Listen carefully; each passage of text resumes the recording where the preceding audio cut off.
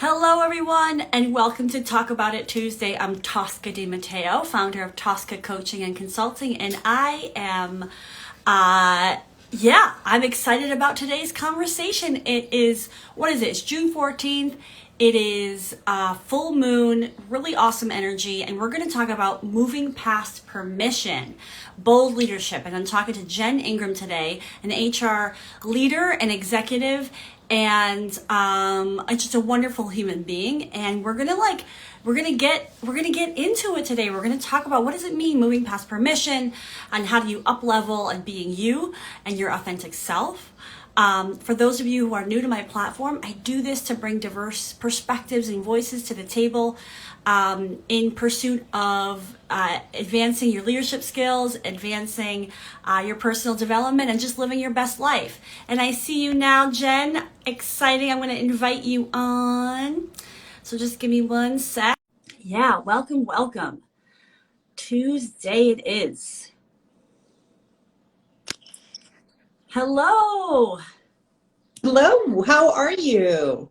I'm good. Welcome. Thank you. I'm really excited about our call today. Me too. This is exciting. I know we had to reschedule it from earlier in the spring, and hopefully you're like feeling good. Yeah. And I was just saying it's like a full moon today, so lots of energy in the air, and so I'm excited for this. Yes, and I appreciate your willingness to reschedule and your flexibility. I was supposed to be coming live from the UK and unfortunately got sick on my way out, but here we are. So again, I'm really excited about the topic today and appreciate your partnership. So thank you. Oh, me too. Well, I'll just say I really appreciate your time. I know that you're busy and you have a lot going on. And so coming onto this platform, to help all of those who are watching live and, on the replay, I just really appreciate it because, the way I look at it is like having an HR background, you kind of have like, you're like the inside scoop. So I know we're going to get into some of that brass tacks, but before we dive in, I just, I'll hand it over to you to introduce yourself and just share, whatever it is about like what shaped you to be who you are and in your background, your upbringing, and whatever you want to share about and helping the audience get to know you a bit better. Yeah, absolutely. Thanks. So I'll actually start a little bit in terms of like my formative years. So my dad, who continues to be the absolute light in my life, he was a self-made man. So he came from a very large family. College was just not an option, and he spent his career in sales. It was the way that he felt he could really make an impact and feed his family. And in many ways, I followed along in his footsteps. And then when I had the opportunity after graduating high school, I was a first generation college student and I didn't know what I was doing. I didn't know how to navigate school and counselors or anything. So I ended up dropping out halfway through my first semester. And I went back to my dad and said, I don't know how to do this. And I'm feeling over my head. And he offered me a job with his business at the time. He was in the software business and it was software for automotive shops. So think back, I don't want to date myself, but I'm going to do it anyway, 25, 30 years. Automotive shops didn't have computers. They didn't see the need for it, and it was just not something that was in, the thing that they cared about. But this was the job he offered me. And so I literally was carrying a bag and knocking on doors, cold calling to automotive shops, 18-year-old young woman, no idea what I was doing.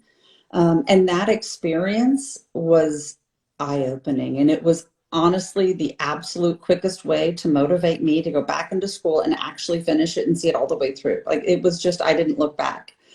And so as a result, I never had imagined I would step anywhere near the sales arena. But, as you graduate college, you don't have a lot of experience. And the only experience I'd had was sales. So ended up working for a large tech company. For about 10 years, I was in the sales arena in a professional environment, and I thoroughly enjoyed it. Was able to really excel in all of the areas that I wanted to. Over time, however, I consistently saw decisions that were made outside of my organization that incredibly impacted me and the people around me, and ultimately really stifled my ability to continue to be successful in sales. And I decided I wanted to set out to change that. And the latter half of my career has been spent partially in change management, to really understand how do organizations make changes? How do we do it in a way that is meaningful, that brings stakeholders along in that process? And it really enjoyed that. And then ultimately just sort of ended up in the HR arena. A lot of times we'll see change management reside in that space. And so that's sort of what happened to me.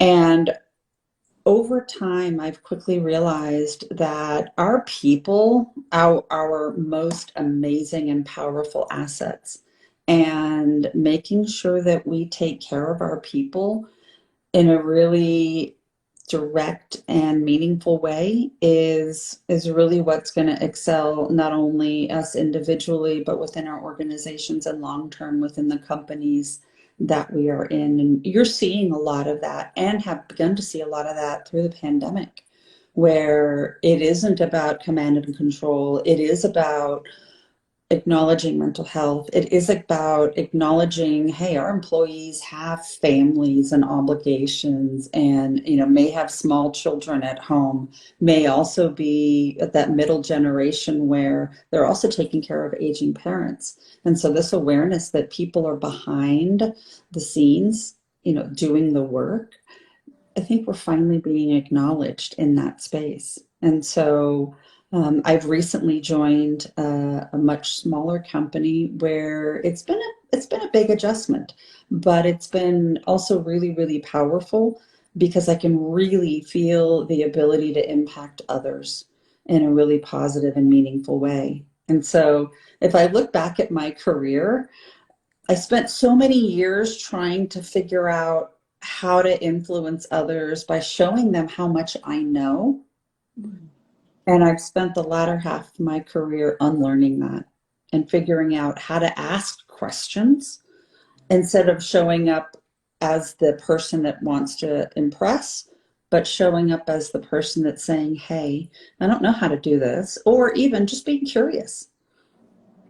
So, that's a little bit about me, what motivates me, kind of how I ended up here. And, I've got a lot of perspectives on how we can show up authentically because of those really formative experiences. Mm. Yeah, I mean, thank you for sharing that journey. There's so much like juiciness in there. Like there's so much I want to dive into, but um, I think I maybe want to start with the last piece that you said around shifting how you influence from proving, right, to kind of asking questions, curiosity, feeling like you don't have to have the answers, because I feel like a lot of people come in with that energy, especially early on, right, in those early 20s and 30s, and so I'm wondering, like, if there was like an aha moment for you, or when did you realize, like, I don't have to sit here and prove anything? Like, what was that for you? I think that's a great question. I want to say that for me, it was this magical age of 40. Mm. It really felt suddenly I had this confidence that I hadn't had before. And it enabled me to be more bold, to be more upfront.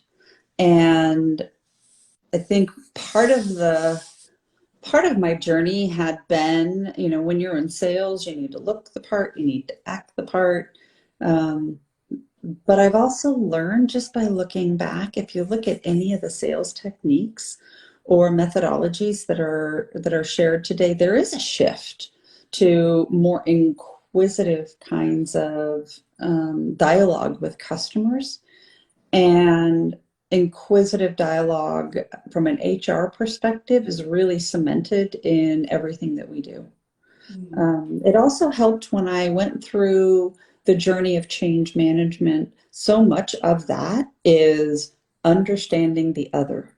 It's understanding where, I hate to use the word stakeholder, but the people that you're partnering with. So I often said, it's not about what I think they need, but it's about what they need. Mm. And so learning how to ask those questions really helped to reshape my perspective. I also had some really powerful mentors along the way, and I'm going to give her a shout out. It was Toby Martin, who really brought me into the fold. She still is an HRBP, worked at Cisco for 20 odd years, and she really taught me how powerful inquiry can be. And the more I've practiced that, the more fulfilling it is. I have a great example 2 weeks ago. Really difficult person I got to work with, and I got to partner with. They're in sales. I'm in HR, so part of my work now is to consult. And I know he's got a lot of perspectives, and so rather than showing up and proving, hey, I'm a worthy partner, this is what I can do for you, I said, well, here's my constraint. What do you need? And wow, rather than trying to show up with an answer, he told me exactly what I needed to know.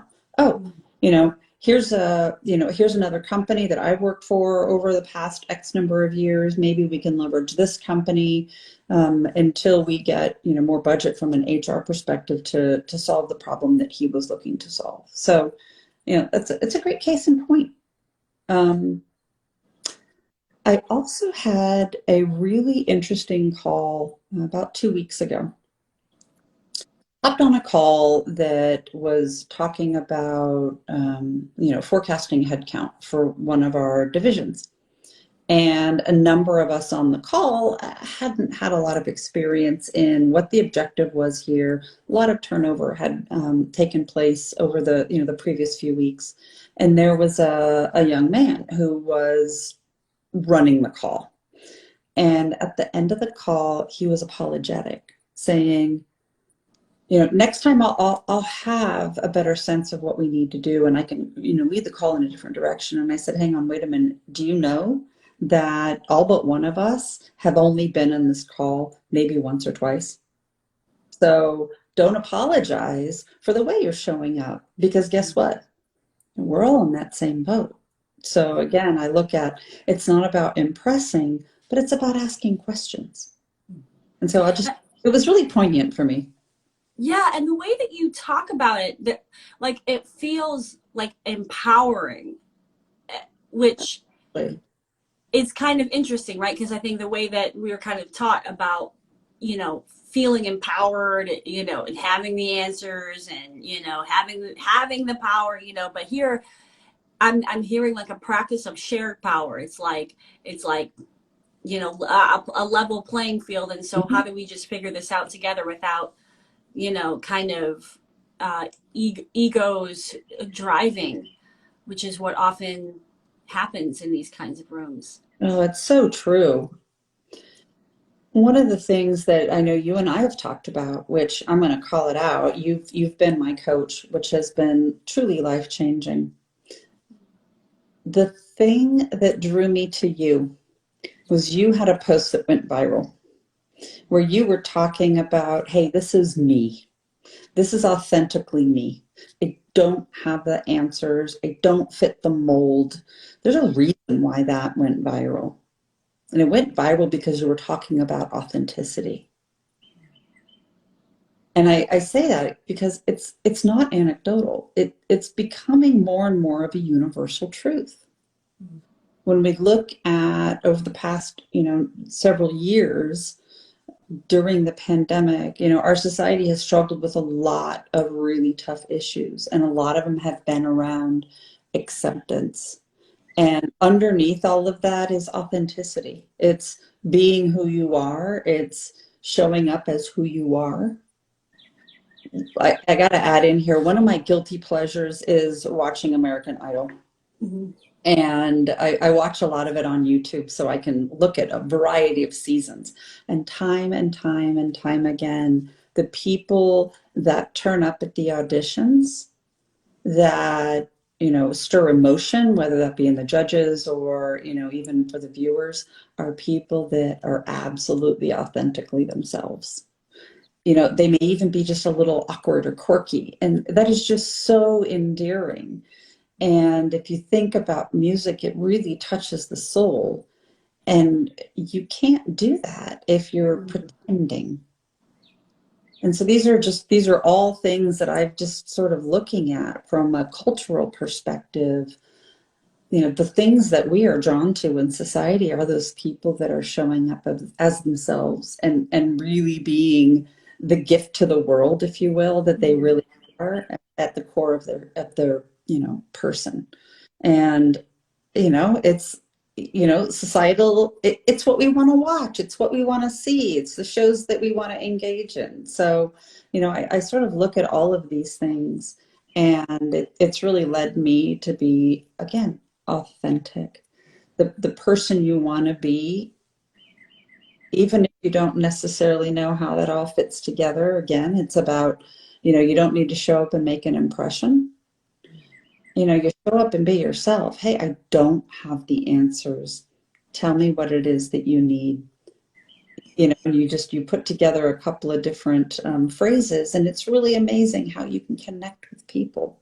Hey, Mm. I hear what you're going through. It sounds like you're frustrated. Tell me a little bit more about that. These are just all really, um, you know, simple phrases that I've learned as part of hanging up the, you don't need to impress. Mm.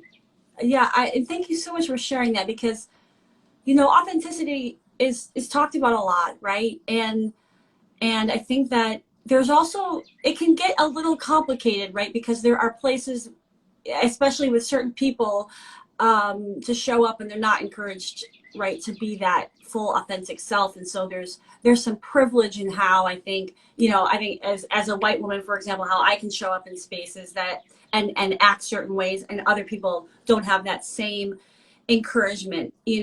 But and I'm curious for you, um, if you're willing to share, like, what's that journey been like in terms of authenticity, in terms of like how you feel like you couldn't show up as you, um, where did some of that, if I say stifling, and I don't know if it felt Mhm. that way for you, but like, what was that like for you in terms of just holding yourself back? It sounds like.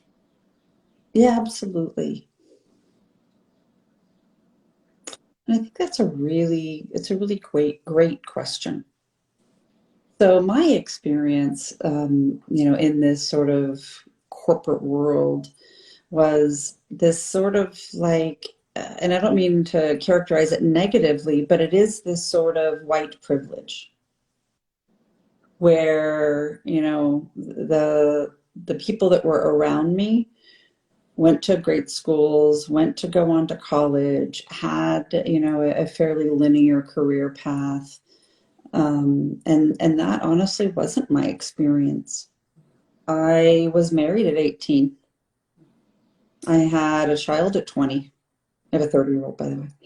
Um, and this sort of underlying, like, who I was, I didn't really feel like I could really show up as, you know, I didn't stay married for very long. So here I was, a single mother, 25, heading into the workforce. My story, I didn't see my story in anyone else around me, although my fight was real. My passion to be different, to do different, to provide that life for my son that I so, was driven to do. And as mothers, we're just hardwired that way. So, a lot of it for me was, again, I didn't see people around me that looked like me. I just didn't. And so I felt like I needed to kind of, bury that in some ways so that I could show up as, see, I'm part of the club too. I'm smart. I went to the good schools. I did these things. And it's sort of that in-group, out-group thing, and that sort of polish was what I was putting on things so that I could fit in. Those things that you think you leave in high school, you don't leave. And, actually, I was sharing this experience with a good friend of mine here recently. And I said, I don't know why that, I was trying to sort of sanitize, my experience because it's those things that really made me strong.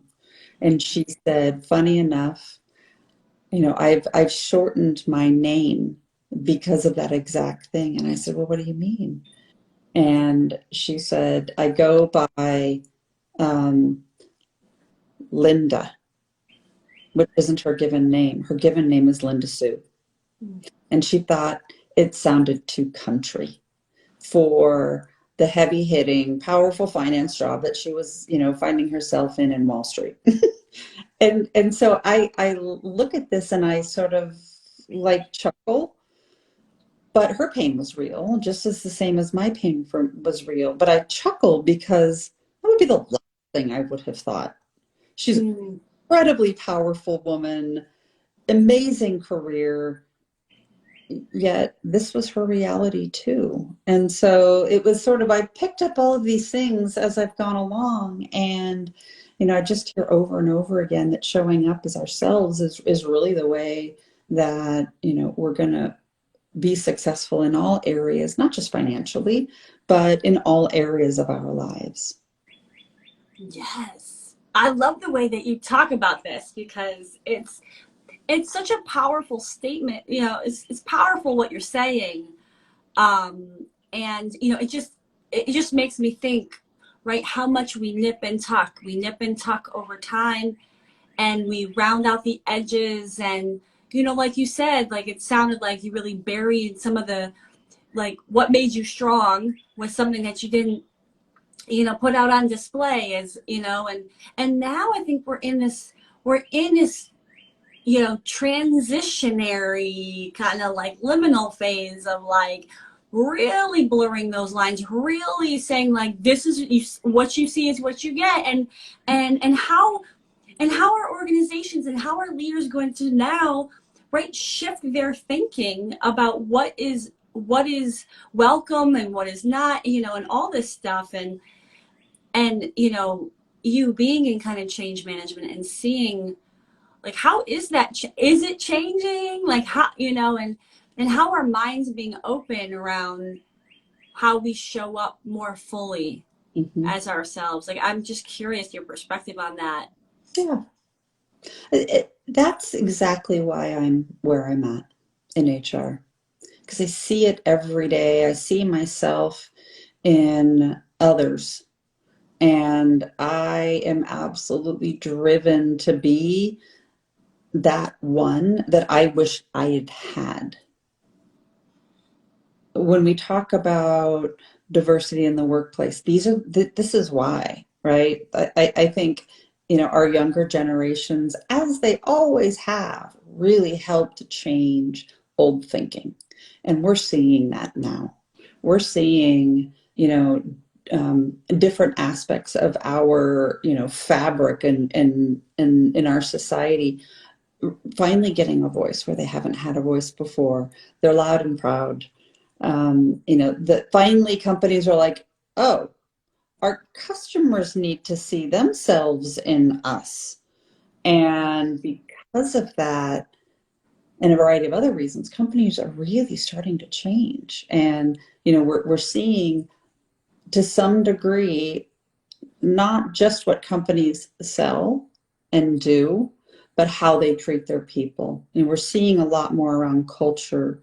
And those are the things that really are driving people to companies. I just saw an article last night on HBR, same thing. How culture is really embedded in our strategy. When I say being a good human, I say that because it's one of our cultural values at my company. And actually, for a while, I didn't even put my title on LinkedIn. It was good human, because it was just, it was an effort to sort of break through a lot of the, oh, I'm this title, I've hit the big time. And in so many ways, I was like, okay, well, let me just try this as an experiment. I'm going to toss it out the door so that hopefully others will see you don't need that. You just need to be you. Mm. You just need to be you. Um, another quick story that I had actually this week. So I've got a fairly large team that I'm working with, and I've got, there's always going to be some degree of, a little bit of conflict. And so this person came to me and was like, I didn't know if I should bring this to you, but maybe I should have done. I said, no, let's talk about what the issue is, and I can at least help brainstorm how you might handle it, right? Like, if you come to me, it's not just about a complaint that you want me to go fix, but let's talk about and explore how you might address that. And so I think that was really, really powerful, and a powerful moment to say, again, you don't need to, show up any differently. This being different in the workplace, that's what makes us all so incredibly unique and more powerful, because we're finally recognizing there are people behind the roles that we have. Well, and this kind of makes me kind of come back to, right, like the kind of the topic for today was like moving past permission.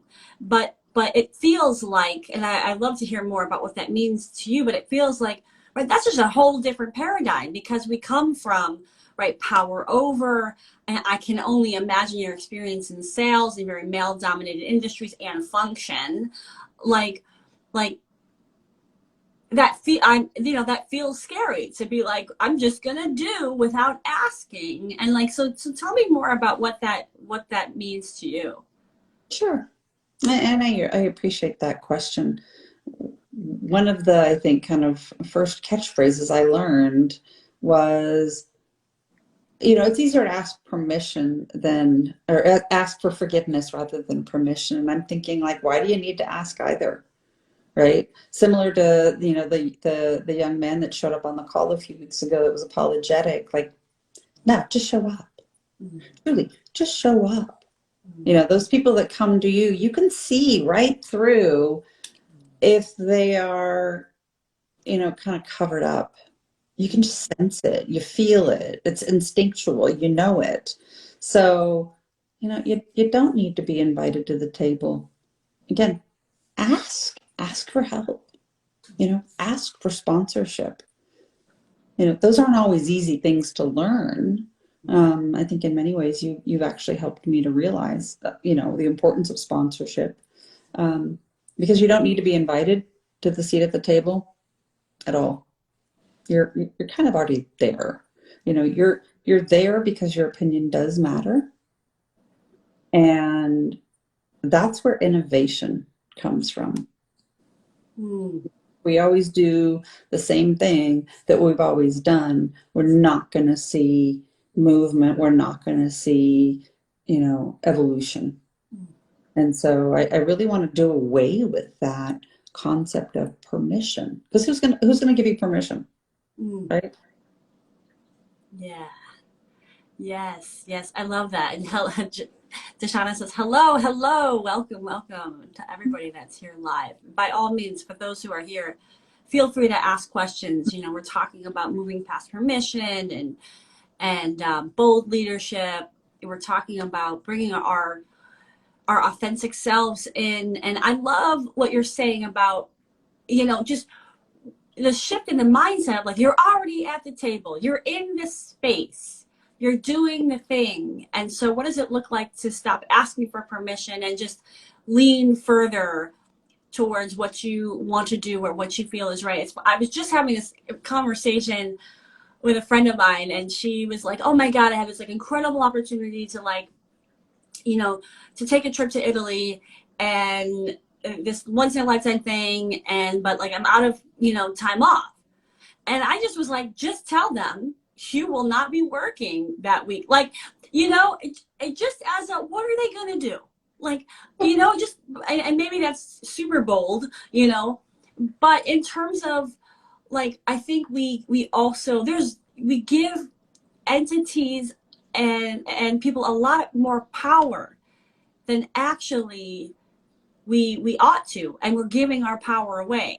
You know, I mean, clearly there's rules and there's policies, but it's just like, but we got to shatter that. We got to question the status quo because there's so much that we need to change about the status quo. So I'm curious, you know, in terms of really moving past permission, like what's the benchmark for you, right? Like where's the line for you in terms of, right, there's structure, there's like, you know, power plays, but for you, like where, how do you know when you're getting really uncomfortable about like not asking for permission? Yeah, I think that's a great question. I think for me it was I can only do so much to the point where I'm comfortable, right? And then, if you go and you go up a foot, okay, well that's the new benchmark. And so, maybe push it beyond that the next time. And you'll never get unless you ask. It's funny that you say that about the vacation, and I actually had someone just come to me who joined the team relatively recently and said, "Hey, I've got an opportunity to take this amazing vacation." And you could tell she was a little nervous, and she said, "But I've got this." And I was like, "Okay, well, that's a no-brainer. You're not going to remember this period of time, at the end of your life where you're like, oh, I worked those 2 weeks and it was amazing." I said, "No, never. You will take that memory and those experiences of taking that vacation and seizing that opportunity." So, um, I think where we think we are isn't necessarily, where others maybe perceive us. I remember doing an exercise one time it was like sales training. And so the idea of the exercise was you've got an old car that you need to sell to somebody else. And what you didn't know is the person that you were trying to sell it to had a similar car that they were restoring. And the car that you had the doors that they needed that were really, really, really hard to find in the market. And so they were really motivated to get to buy those doors and to buy your car. But you are like, okay, this is an old car. All right, well, I could probably sell it for, $200. But the other person was willing to pay up to 1,000. And so unless you ask, unless you go into it, you never know, right? So, when people come to me now and they're trying to impress or show up with answers, I'm like, here's what I need you to do. I need you to ask questions. I need you to be curious about whatever that topic is. Like, that's the skill that you need to develop, not, figuring out how to impress more and more. And like I said, I think, we are shifting as a society on, those that need to show up in a certain way. Well, and I'm assuming, I mean, your way of talking about this and thinking about this is like very revolutionary. Let's just be honest. Like, you're giving a lot of credit to like the change, and also I think that there's places where that way of thinking, would be blasphemy. So I'm curious. I mean, I'm assuming you're in an environment that is encouraging of that, but do you feel like you showing up with your approach to leadership and what that looks like is new for some of the folks that you're around, like even your leadership? And if so, do you have outward conversations about this, or is it like modeling what you think, we need to be moving towards and seeing what happens? I think it's a little bit of all of those. I continually talk about those that are, kind of earlier in career or that are starting to enter the workforce, and they've got a really radically different view of the world, just as we did. from our parents, I remember really like running up against this paradigm of, mothers in the workforce. Like, I mean, that's just so archaic to think that was ever something that would be questioned. Like, a woman has, the opportunity to do both. For a long time, I felt and was told, it was strange as a woman, I didn't want to cook. Like, of course I don't want to cook. Like, these are those things that, we were told that we had to do. And, me sort of taking that stand, I'm sure, you've had those experiences as well. And so when we think about, younger people coming into the workforce, or even just into, society, those are the people that are really going to be carrying this banner. And so in many ways, we got to pave the road for them. There's always obviously going to be, this sort of like professional decorum that we all have to meet. I mean, just like, it's just, those are just some of the basics, but, being bold and doing things different. You open the paper, you open, not the paper, but, you log on and you see different things, whether that be in LinkedIn or, studies that are done. And it consistently is about recognizing what quality leadership is. And quality leadership isn't, what was built in the Industrial Revolution, where it was command and control and managing, our workforce because they are a resource. No, they're an asset. They're an asset. So, based on those things, we won't evolve unless we acknowledge that we need to evolve. Mm-hmm. And, what I see, what I try to do, and the leader I work to be is, again, that person that I wished I'd had, which is, clear the way. Don't, the way you show up is to ask questions. Taking a course here in another couple of weeks, which is exactly about that, how to ask better questions. Well, And and so that's timing is really like that. Oh, I'm sorry. Go ahead. no, please go ahead. No, it's just, I think when you talk about asking questions as a mode of leadership, it's like a coaching mentality, like a coaching mindset of like, how do we help others find their own answers within? And also I think in what I'm hearing you say, it's like this idea of, um, like we have to show up differently in order to move the needle. And, and just to acknowledge, right? Like we're doing this when things are still industrial age, things are still being done in an old antiquated way. So how do we like, and some of it is risk taking, quite frankly, right? It's just like, I don't know, there might be a negative consequence to like, begging for forgiveness later rather than asking for permission. And is that a risk that, individuals were willing to take and we're willing to do so that we can move the needle for the people behind us and the people next to us and all of that. Absolutely. And it's not easy to swim against the tide, if you will. It is a risk. But the more we do it, the more comfortable we're going to become at it. And I do think we are ready for change. I look back at some of the companies that I've been a part of, and I've watched their response to the major societal pressures and issues that we're facing today.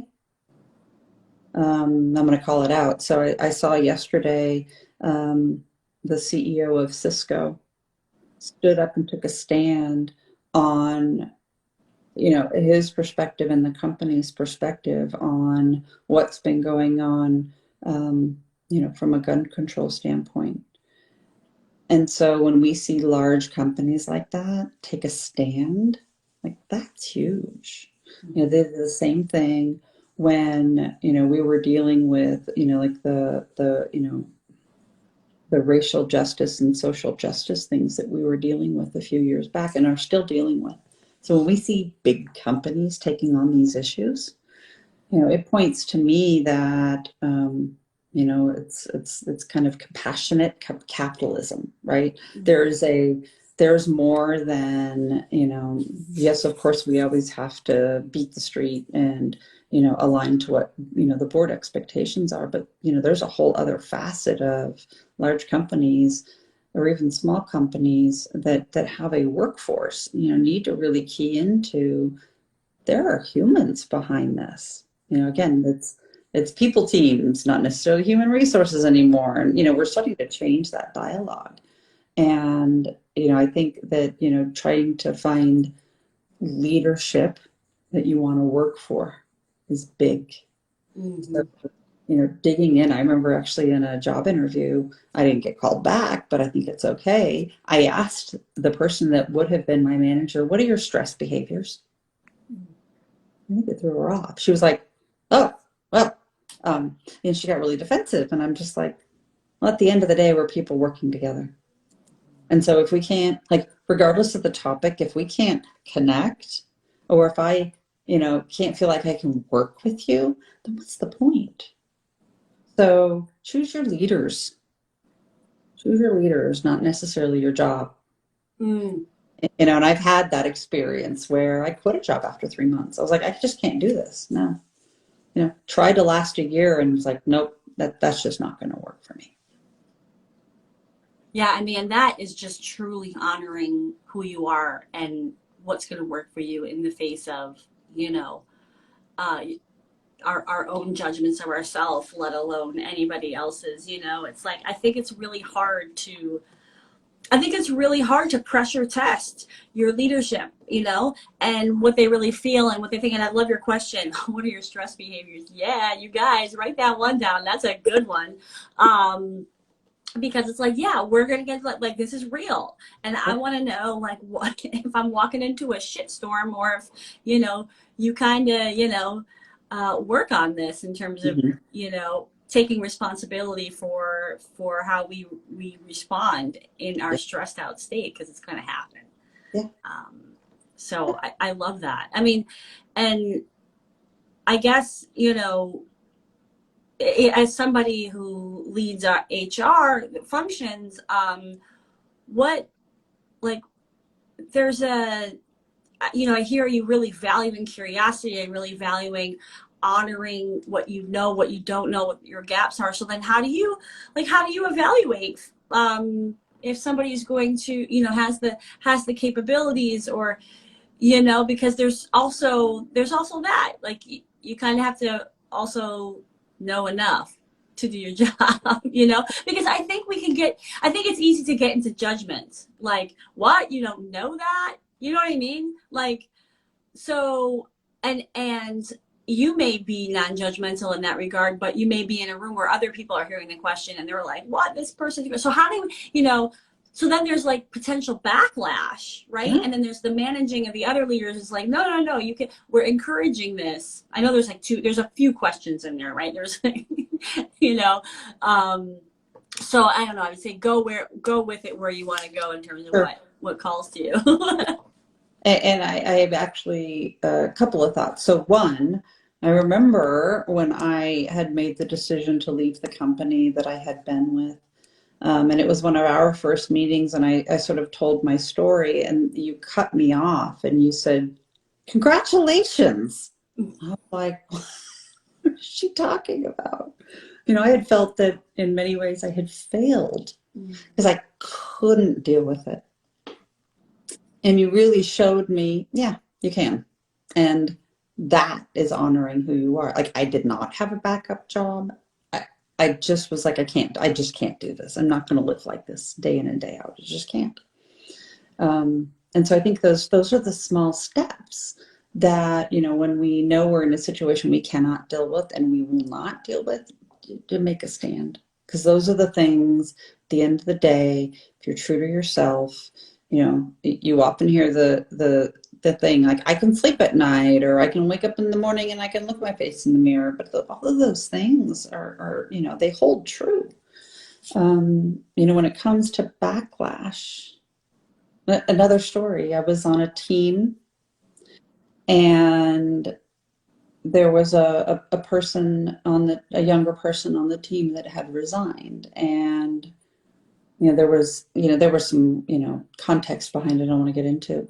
But one of the leaders was like, well, and, was sort of negative amongst the other leaders. And another one had chimed in, was also sort of negative. And I was like, pause. I said, we are better than this.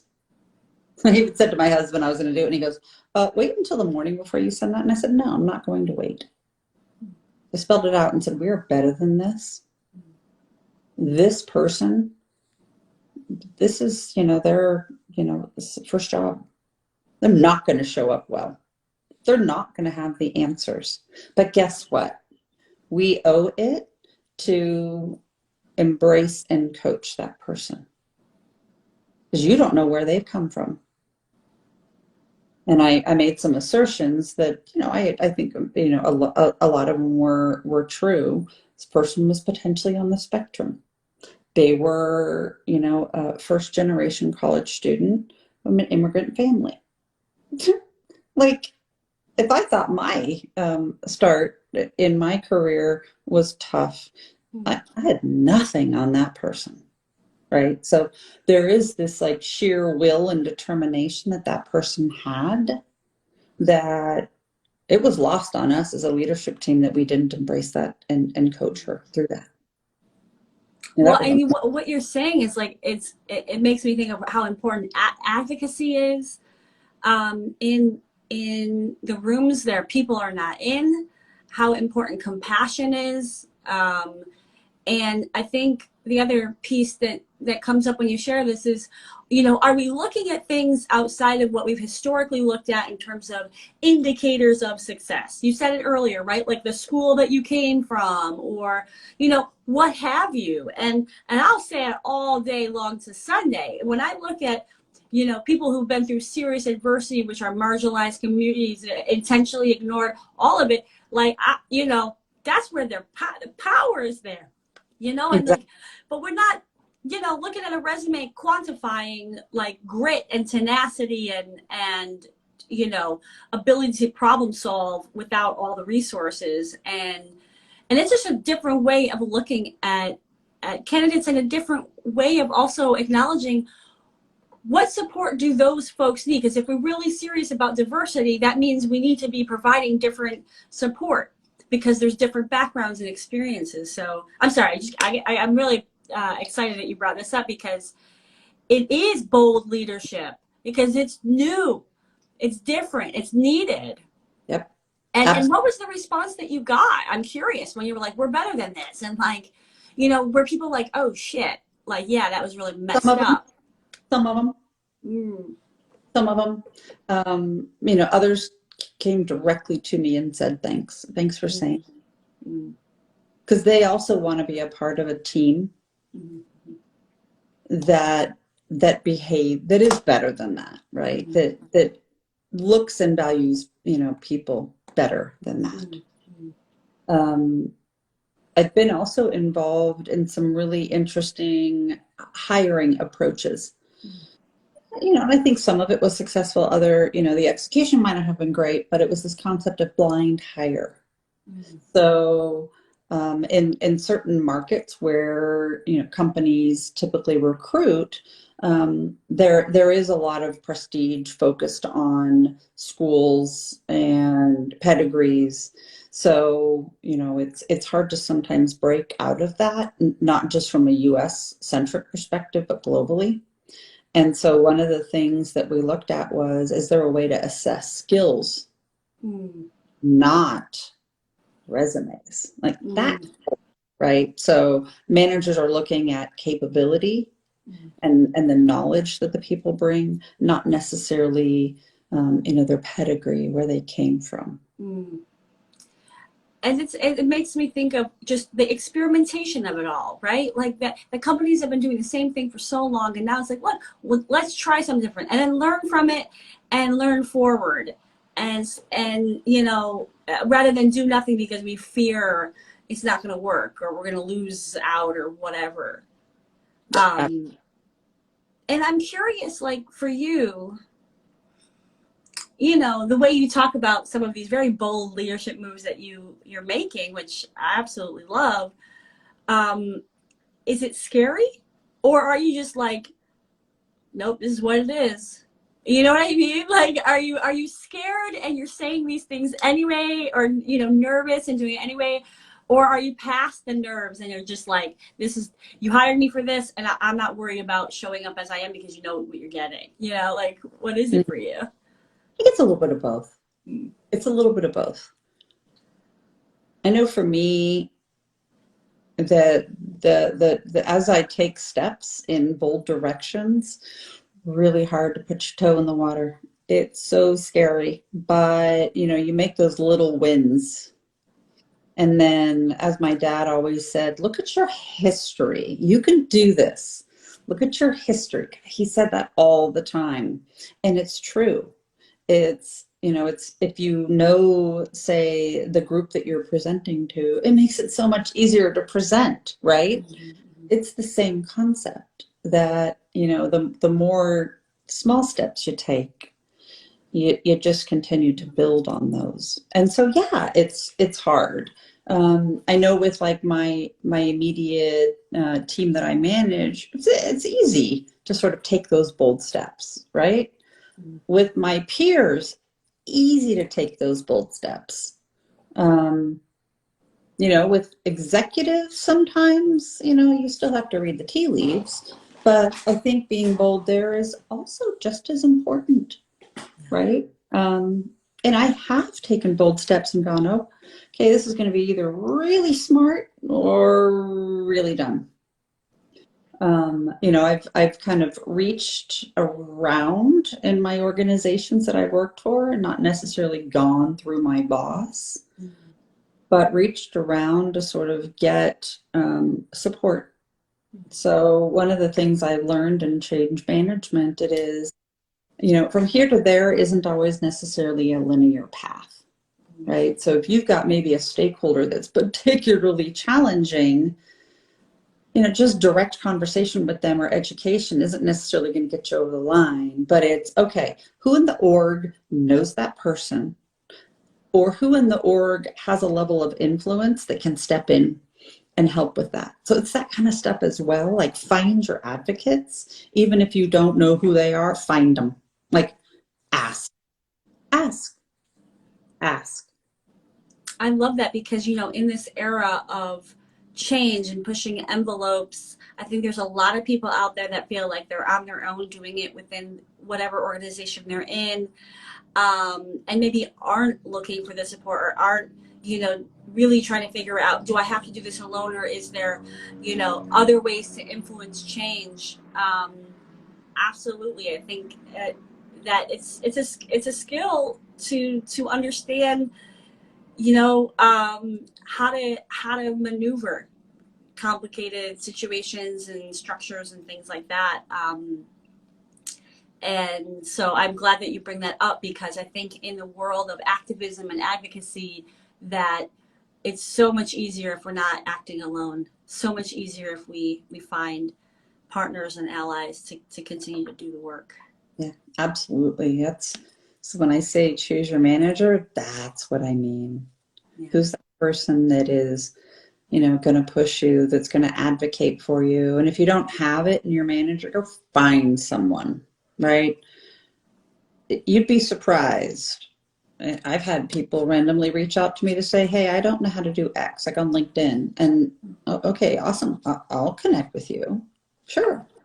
Right? If you're not trying to necessarily sell me something, but you're someone who's like, hey, I don't know how to do this. Um, absolutely. And if you are in an organization where you see no one that you can do that with, be bold, look for something else. And this is all like kind of reminding me and coming back to what you said earlier. As we're I can't believe we're coming to the top of the hour already. But that I just get such a sense that your passion for this work, your passion, really comes from not having had the guidance and the support early on in your career, and now you wanting people to be empowered and have the tools, that that you didn't have, that created such struggle. Is that kind of for you your why? It is. It's very much my why. Very much my why. So what do you want people to know? Like, what haven't we covered, or what advice do you have for people that that maybe are in the shoes that you were in a long time ago? Like, what would you have to say to them? What I would say is, first, if you haven't watched Simon Sinek's talk on, it's not what we do, it's why we do it. It's getting to why. Find your why. Yeah. Find your why. Powerful, incredibly powerful. And I would start there because that really talks about your why and really digging in there. And I did do a lot of this work. Sit down, look at your career history. What are some of the themes? Where is it do you want to go? What are those things that you're passionate about and that you're driven by? Because those are the things that are going to carry you. So that would be one thing. Find advocacy wherever you can find. Ask your manager, hey, I would like, mentorship. Do you know of someone in the organization that you can help me connect into? If there are professional organizations within companies, a lot of times will have, whether that's women in technology, there's a variety of different places you can go to find others, like you, maybe that look like you, maybe that, share your same values.